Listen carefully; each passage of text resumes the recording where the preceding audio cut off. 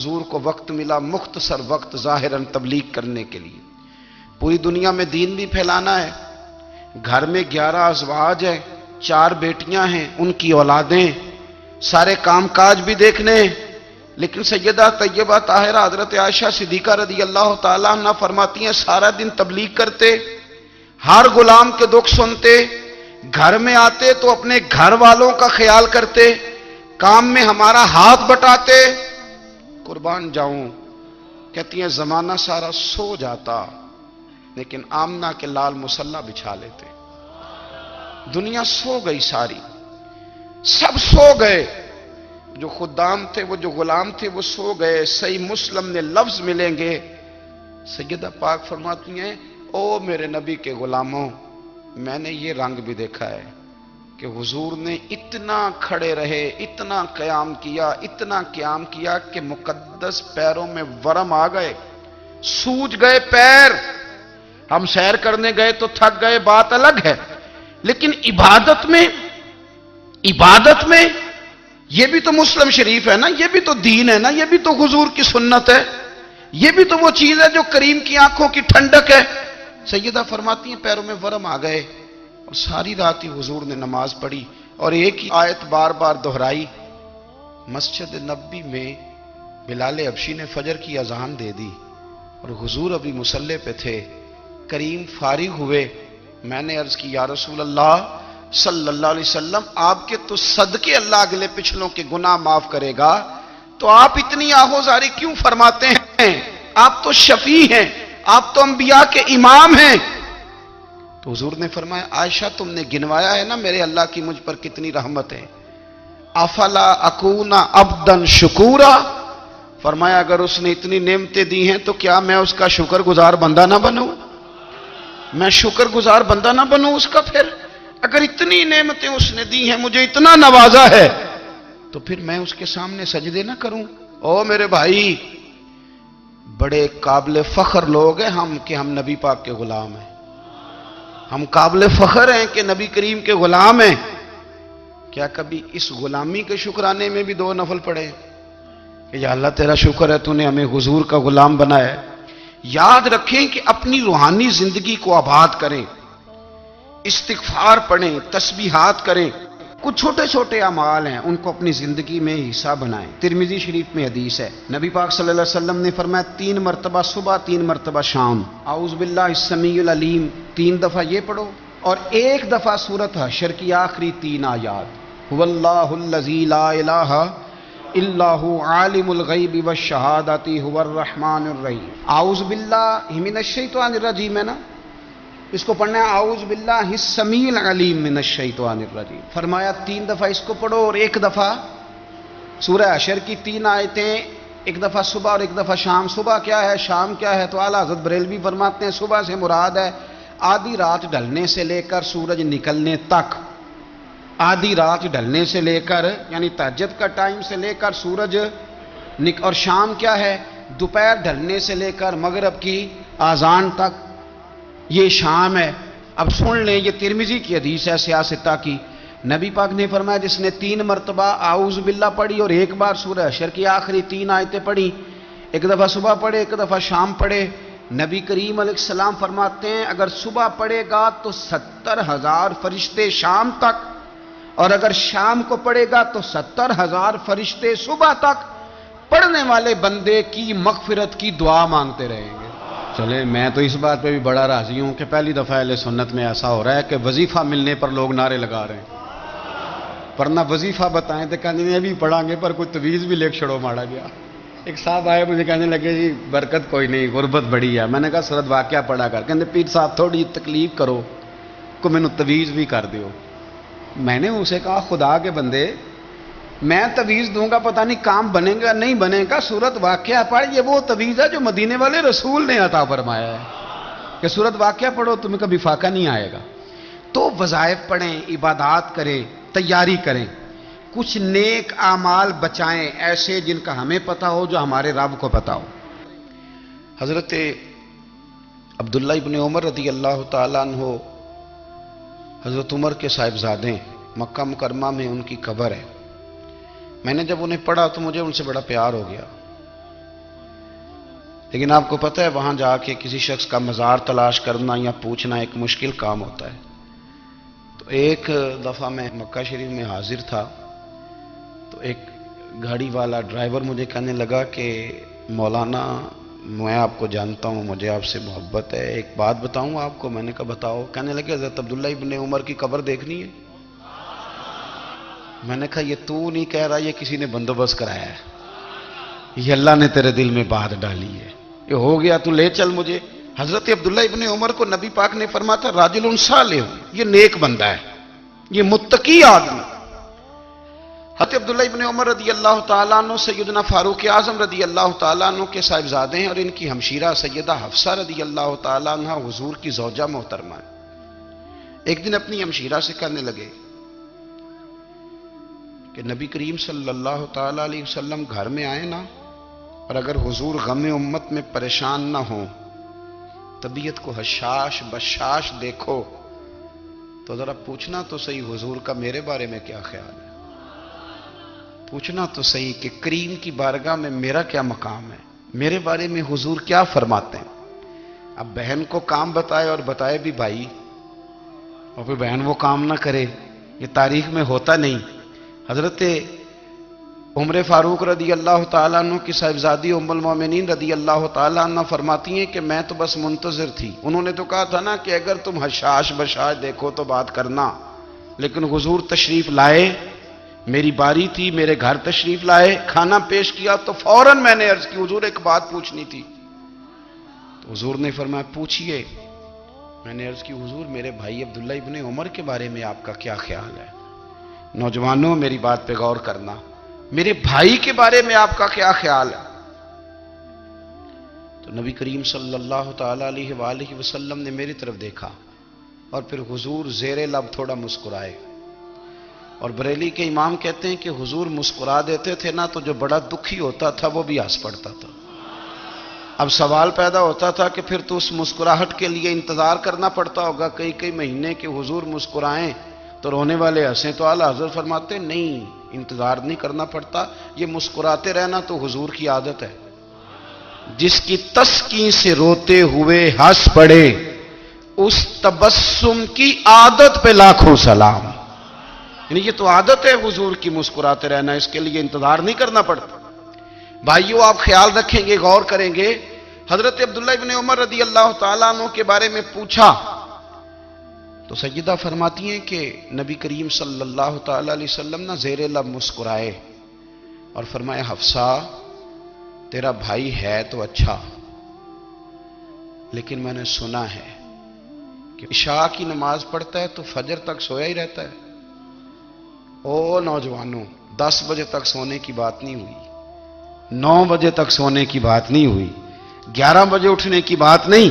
حضور فرمانے لگے میں نے سنا ہے کہ عشاء کی نماز پڑھ کے سو جاتا ہے اور فجر تک سویا ہی رہتا ہے، اسے چاہیے کہ تہجد کے وقت اٹھا کرے، اللہ کی بارگاہ میں حاضر ہوا کرے، آہوزاری کرے، سجدے کرے، عبادت کرے، اٹھتا ہے اور فجر میں جا کے اٹھتا ہے۔ حضرت جناب حفصہ رضی اللہ تعالیٰ عنہ کہتی ہے میں نے جناب عبداللہ ابن عمر کو پیغام دیا اور میں نے کہا میرے جوان بھائی سن، نبی پاک نے فرمایا ہے تو اچھا پر تہجد میں نہیں اٹھتا، نفل نہیں پڑھتا۔ او میری ملت کے جوانوں، مزہ نہیں آ جاتا جب ساری دنیا سوئی ہو، ساری دنیا، اور بستر بھی گرم ہو اور نیند بھی پورا غلبہ کر رہی ہو، اور اچانک گھنٹی بجے دماغ میں، آنکھ کھلے، گھڑی پہ نظر پڑے، 3:30 4 بجے کا پیغام گھڑی بتائے، اور کوئی چڑھتی جوانی والا اٹھ کے وضو کرے، اور جب وہ مصلی کھول کے بچھائے تو مدینے والے محبوب کہتے ہیں کہ ہر نماز پہ رب ثواب دیتا ہے، اور جو اٹھ کے تہجد کی نماز پڑھے اسے دیکھ کے تو رب مسکراتا ہے، جو اس کی شان کے لائق ہے، جو اس کی شان کے لائق، وہ مسکراتا ہے، خوش ہوتا ہے کہ میرا بندہ تہجد میں اٹھ گیا، وہ مسکراتا ہے۔ کاش ہماری صبحیں کبھی اپنے مالک کے نام ہو جائیں، کاش کے صبح۔ حضرت ابو الحسن رحمت اللہ تعالیٰ علیہ حضرت معاذ ابن جبل رضی اللہ تعالیٰ عنہ کے پاس بیٹھا کرتے تھے، फरमाते हैं उन से जो प्यार बढ़ा तो फिर मेरा मुसल्ले से भी बढ़ गया। ताबी हैं, फरमाते हैं सहाबी रसूल से मोहब्बत हुई तो जिक्र से भी हो गई, फिर दुरूद शरीफ से भी हो गई। मोहब्बत उनसे बढ़ी तो फिर अल्लाह ने मस्जिद का प्यार भी बढ़ा दिया। आप फरमाते हैं कि मेरी हर वक्त तबीयत चाहती थी कि बस अल्लाह अल्लाह करूं, बस अल्लाह अल्लाह करूं, बस ना मैं जरा थोड़ी जान छुड़ाऊं लोगों से, कुछ 10 मिनट मिले तो मैं कुछ 4 नफल पढ़ लूं, मैं थोड़ा सा ना बचूं लोगों से, और मुझे तस्बीह मिले तो मैं ना कुछ 400-500 दफा इस्तिगफार पढ़ूं, सुभान अल्लाह, अल्हम्दुलिल्लाह, अल्लाहु अकबर, ला हौला वला कुव्वता इल्ला बिल्लाह, मैं ना तस्बीहात पढ़ूं। फरमाते हैं कि बच्चे थे घर में 6-7, गुर्बत थी, काम मिलता कोई नहीं था, और मैं काम चोर नहीं था, काम ढूंढता था, पर अल्लाह की कुदरत के काम नहीं मिलता था। फरमाते हैं कि मैंने एक दिन अपनी अहलिया से कहा कि आज मैं फिर जाता हूं काम ढूंढने, तो मेरी बीवी बड़ी फर्मा बरदार थी, पर उस दिन ना गुर्बत के हाथों तंग आके कहने लगी, आज नाना कोई तू चीज लेके आया, तो मुझसे बच्चों की भूख नहीं देखी जाती, ये सब रोगां दा रोग मुहम्मद जिसदा नाम गरीबी, कंड बुला के लंघ जांदे नी दोस्त यार करीबी, आज ना कुछ लेके आया तो मैं बच्चे लेके मेके चली जाऊंगी। शेख फरमाते हैं कि मैं बड़ा परेशान घर से निकला, पर मैंने सुबह से लेके जोर तक काम ढूंढा, काम मिला कोई नहीं। तो मेरे दिल में ख्याल आया, चलो काम नहीं मिलता तो अल्लाह अल्लाह तो करे ना, चलो बंदों की मजदूरी नहीं मिलती तो रब करीम की इबादत ही करते हैं। फरमाते हैं कि मैंने ना फुरात के पानी से वुजू किया, नहर के, शदीद धूप थी, साथ रेत थी और रेत तप रही थी, मैंने अपना रुमाल वहीं मुसल्ला के तौर पर बिछा लिया, और फरमाते हैं कि जोर से लेकर असर तक नमाज पढ़ी, धूप भी पूरे जोर पे, पर मेरे सजदे का ज़ौक़ भी पूरे जोर पे। फरमाते हैं सूरज भी चमक रहा है और रब की इबादत का ज़ौक़ भी पूरे जोर पे, मैं सजदा करूं तो फिर मेरा उठाने को जी ना चाहे। मेरे उस्ताद लिखा करते थे, ये उनका शेर है, वो कहा करते थे, मुझे सोज दे, मुझे साज दे, और मुझे नीम शब का न्याज दे, दमे सजदा खुद को मैं तोड़ दूं, मुझे ऐसा ज़ौक़े नमाज दे। और मैं तेरी बहार का फूल हूं, मैं खिला भी हूं तो तेरे लिए, मुझे मेरी शाख से तोड़ ले, मुझे अपनी जुल्फ का नाज दे। भाई फरमाते हैं कि असर तक मैंने नफल पढ़े, दिल ढलने लगा, असर की नमाज पढ़ी और मैं वहां से चला। अब मैं जब निकलने लगा तो दिल में ख्याल आया कि छोटी छोटी दीवारें हैं घर की, बगैर कुछ लिए जाऊंगा तो बीवी दूर से देखेगी तो शोर करेगी कि फिर खाली हाथ आ गया है। कहते मैंने अपने उसी रुमाल में जिस पे मैंने नमाज पढ़ी थी ना, रुमाल में की आखी दे पंजाबी ज साफा, कहते हैं उसी में ना मैंने कुछ रेत भर ली कि वो दूर से देखेगी तो समझेगी कुछ लेके आया है, चलो जाके उसे बता दूंगा कि आज फिर मजदूरी नहीं मिली।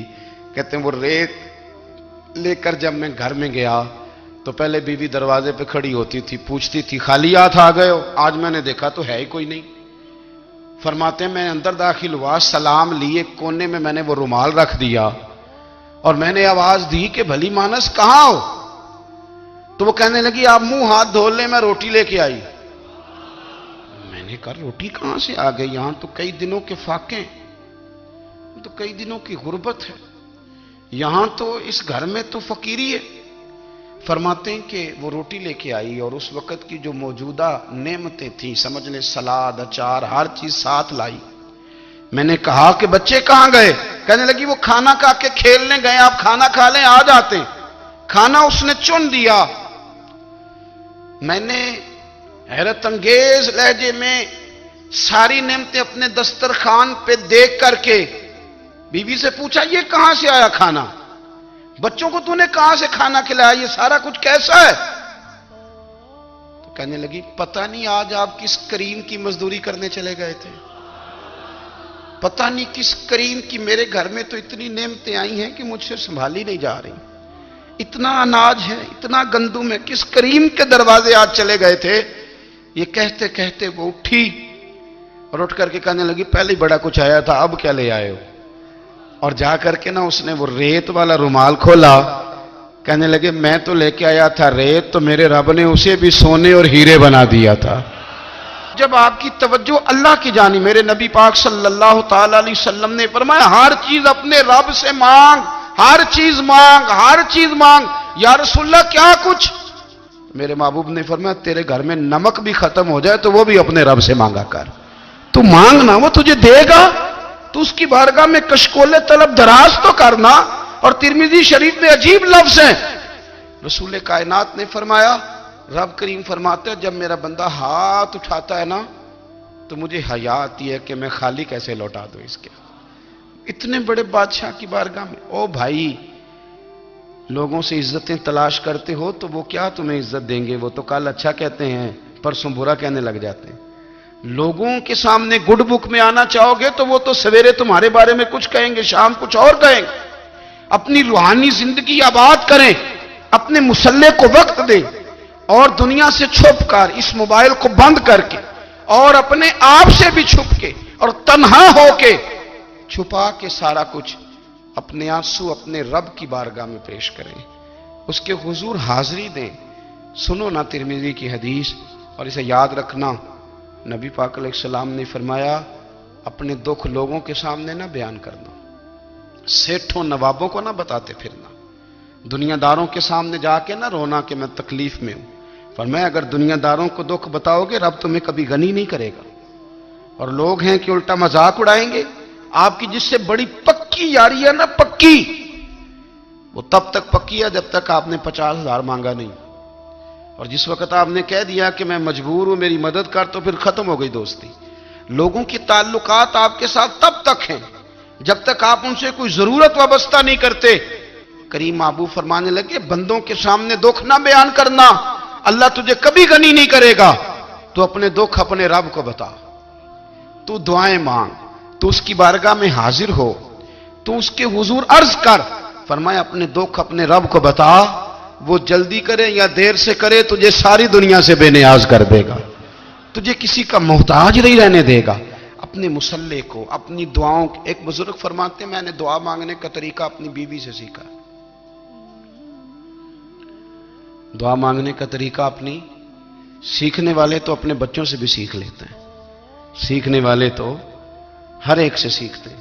وہ کہتے ہیں میں نے دعا مانگنے کا سلیقہ اپنی بیوی سے سیکھا ہے۔ حضرت وہ کس طرح؟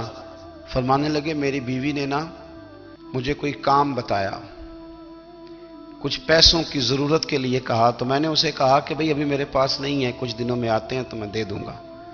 عورتوں کی عادت ہوتی ہے وہ بار بار یاد کراتی ہیں، 2-4 دنوں کے بعد پھر اس نے کہا حضرت وہ میں نے کہا تھا کچھ پیسے، میں نے اسے کہا کہ ابھی میرے پاس نہیں ہے، کچھ دنوں میں ملتے ہیں تو میں تمہیں دے دوں گا۔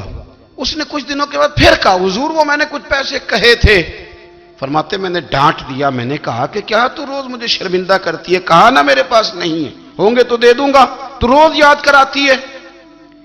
فرماتے ہیں اس نے پہلے تو میری ڈانٹ کو سہا، پھر میرے سخت جملوں نے اس کی آنکھوں میں آنسو پیدا کر دیے، پھر اس نے اپنے آنچل میں اپنے اس دکھ کو سمیٹا، اور پھر اس نے ایک جملہ کہا تو میں رو پڑا، اور مجھے اپنے رب سے مانگنے کا طریقہ آ گیا۔ مجھے کہنے لگی حضرت جی آپ نے ڈانٹ دیا میں نے سہ لیا، پر آپ ہی میرے شوہر ہیں، بتائیں نا آپ سے نہ کہوں تو میں کس سے جا کے کہوں۔ فرماتے ہیں میں رو پڑا، اور میں کھل کے رویا، اور میں تڑپ کے رویا، اور پھر میری سسکیاں بند گئیں۔ تو مجھے کہنے لگی آپ کو کیا ہوا؟ میں نے کہا مجھے بھی دعا مانگنی آ گئی ہے، جب میں اسے کہوں گا نا اللہ تو ہی میرا رب ہے، میں تجھ سے نہ کہوں تو میں کس سے جا کے کہوں؟ میں کیوں کسی بندے سے سوال کروں؟ میں کیوں کسی دنیا دار سے کہوں؟ میں تیرے بندوں کا، نیک بندوں کا وسیلہ لے کے، تیرے محبوب کی غلامی لے کے تیری بارگاہ میں آیا، تجھ سے نہ مانگوں تو کس سے مانگوں؟ سمجھ آ گئی ہے جب میں اس رنگ میں مانگوں گا تو پھر رب میرے اوپر بڑا ہی فضل فرمائے گا، وہ میرے اوپر بڑی رحمت کرے گا، وہ میرے لیے آسانیاں کرے گا۔ عزیز دوستو ہم اس طرح کرنے لگ گئے ہیں کہ ہم نے نا اپنے تعلقات پر اعتماد کرنا شروع کر دیا ہے۔ میرے تعلقات بہت ہیں، ہم نے اپنی دولت پر اعتماد کرنا شروع کر دیا ہے، میرے پاس دولت بہت ہے۔